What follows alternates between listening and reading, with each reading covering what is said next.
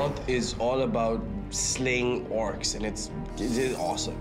The War in the North is any Tolkien fan's ultimate interactive fantasy. And it gets super gory and bloody.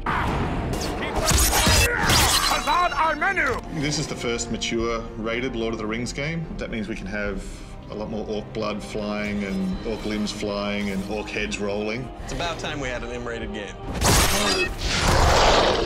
You see somebody get a goblin head chopped off and the blood pouring out of the neck hole. You're like, cool. I love slaying orcs. I love slaying goblins. I love slaying mountain trolls. I love slaying fell beasts. You know, give me a monster, I will kill it.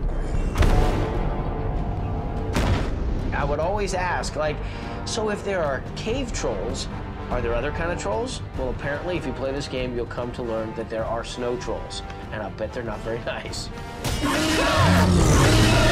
I can't even tell you how excited I am that there's finally a mature rated Lord of the Rings game. I'll buy games that don't have an M stamped on them, but I'm not going to have as much fun. It's fun to sort of run around and spot an orc and just have at him. Well, orcs are evil.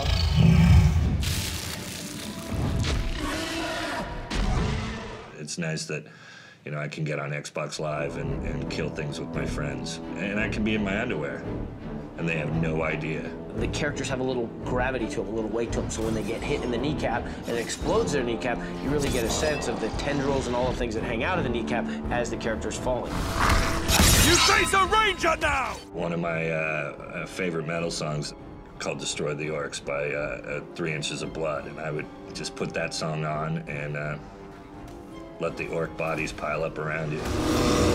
I'll be honest, sometimes I feel bad for orcs. I think an orc, if you properly, you fed him and gave him shelter and befriended him, I think that would be for life. If I see an orc in a game, that's a different story. I know it's just a game, so I'm gonna kill the out of him. Bring it. Those orcs. I think if you're an adult, you should have the option to play whatever type of game you should play. If you're dealing with a game based around war, and that's what you're into, and you've paid for the game, then maybe you should be getting what you expect. War is an important theme in the books, and Tolkien never really shied away from the brutality of war. It's not really that we wanted to do, you know, gratuitous violence for the sake of it. It's that as the books are written, the violence is realistically depicted, and it's nasty and brutal and intense. Tolkien's life was really marked by both of the world wars. First, the First World War that he himself served in, and then his sons took part in World War II. And actually, while he was drafting The Lord of the Rings, he was sending off chapters of The Lord of the Rings to his son Christopher, who was in the Royal Air Force down in South Africa. Someone was here before us. There was a fight here very recently. The bodies, they're dwarves. I think War in the North appeals to a couple different types of gamers. I think it appeals to the guy that just wants to hack and slash his way through an adventure. It appeals to a guy who wants to have a little bit of a role-playing experience. An action role-playing game is one where you build your character for the purpose of making them a good fighter. It's really a game that's bringing together two genres. In terms of the role-playing elements of the game, I mean, the studio that's making it, Snowblind, has a more than 10-year heritage of making fantastic role-playing games. It's very fast, it's very aggressive. The other side of that, the role-playing side, is it's more than just playing as these characters, it's developing a character.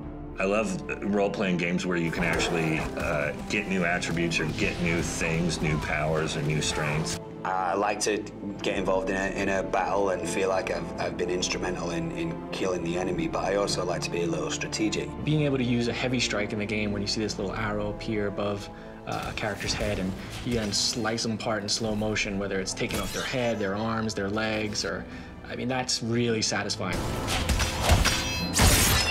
If it's not rated M, why are you playing it, you know? If you're just hitting things and blood doesn't come out, what comes out? Coins? Candy?